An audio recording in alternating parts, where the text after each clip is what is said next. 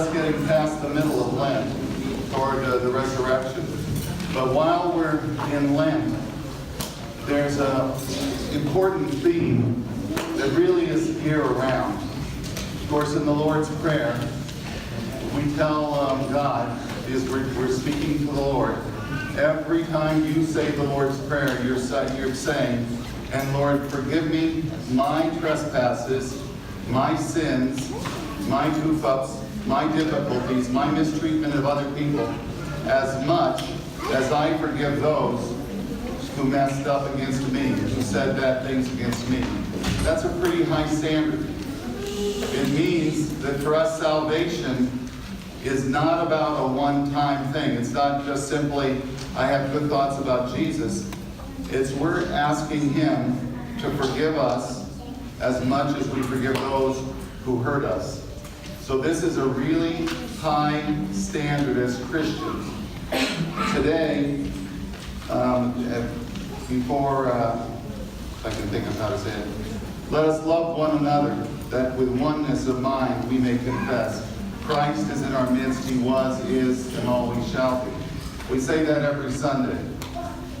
If Christ is in our midst, then how shall we be treating each other? Amazingly well. Amazingly well.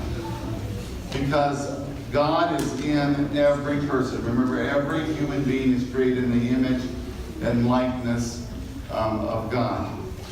So that means that when you look at your children, you look at your friends, you look at your mom or dad, it's easy for you to say, I see God in them and I want them to be treated well. But when there's somebody that just, rear-ended your car or said a bad thing about your wife, we're called to do the same thing. We're called to say, I can see the image of God in that person. There is nothing in Christianity that says, if people are nice to me, then I'm nice to them, and if they're bad to me, then I'm bad to them. If you can find that in any verse, any writing of a saint, or anywhere in Orthodoxy, then I'd like to see it, because it does not exist. You and I are called to that high task of loving each other, even when we don't like what they're doing to us. And so this is what Lent is really all about. It's about rebooting ourselves. It's about loving our enemy. But not just our enemy. It's about loving everyone. So this is really critically important for us. We're, of course, in the middle of Lent, and I bring it for that too, but we're in a time of change.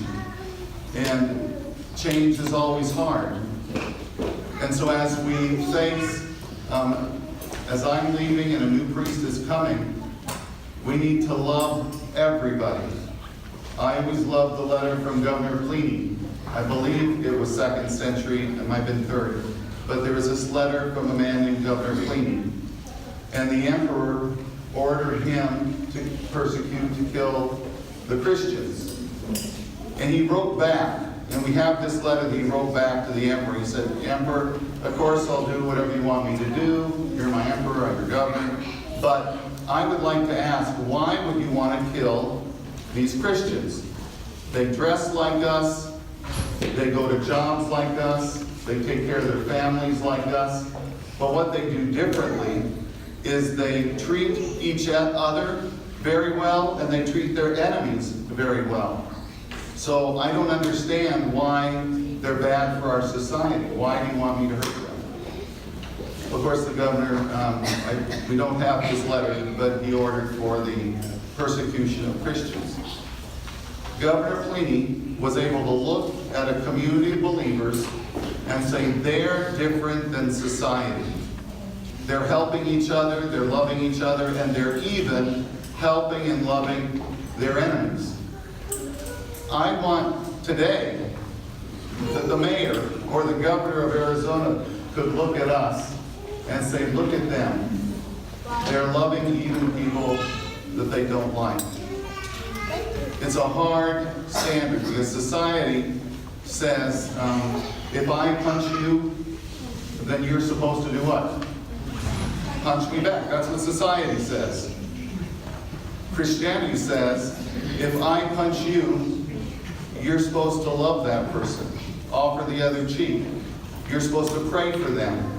Society thinks we're crazy.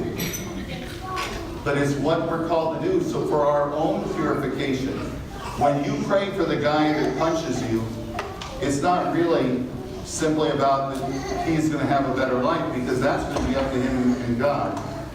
But when you pray for the guy that punches you, you're cleansing yourself. Because if you walk around with guilt or anger or fury or anything, I don't like this or that, it hurts you. It doesn't hurt anybody else.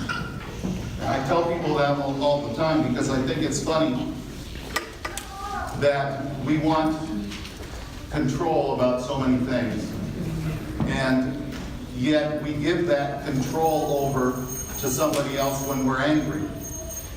So if I'm angry with Theodora and she and I don't make up, actually she in her heart forgives me, but I don't, and I just continue to operate under anger, even though there's no more coming back to me, my heart rates up, my body functions differently, my mind functions differently. She's no longer hurt by my anger, yet I continue to hurt myself. How silly is that if you want power? We shouldn't want control because God wants control. God has control. But you and I need to struggle in that which the church teaches us to do, to love one another. At the very beginning, I asked you to try to pray with your mind and your heart, which we call nous, throughout the liturgy. So those of you that were here at the very, very beginning heard me ask you practice this. I'm going to refresh and ask. The Orthodox Church from the first century, end of the first century, I believe, began talking about the prayer of the heart, where trying to imitate what happened in the Garden of Eden, that the people would pray with their minds and their hearts. Their whole bodies were united. There was no separation of soul and body. It was just soul body. And so their minds, when they prayed, it was everything about them, their souls and their hearts, their minds. And we try to imitate that. Because when you're in a place that you're really thinking with your heart, sealing with your mind, and offering everything, you are in a place that you can hear God. You're in a place of peace. You're not going to be blown around by the winds of other people's anger or your anger. So I ask that you continue to try to do that the rest of this service, really the rest of your lives. The more that we can live in our heart and offer that up to God, because remember, you say, lift up your hearts. I don't want you to lift up your hands. I want you to lift up your hearts, that your chest would go up to God, that you lift up your heart to God. That's part of the sacrifice. That's part of when we're consecrating the body and blood of Christ. That's why you are here and I'm here. We are not just, I'm up there by myself doing some magic thing. I'm up there praying with you that we offer ourselves as well as the prayers that we say together and the creed that we say together. So let's continue this beautiful liturgy. Let's continue it with our entire heart, our entire mind.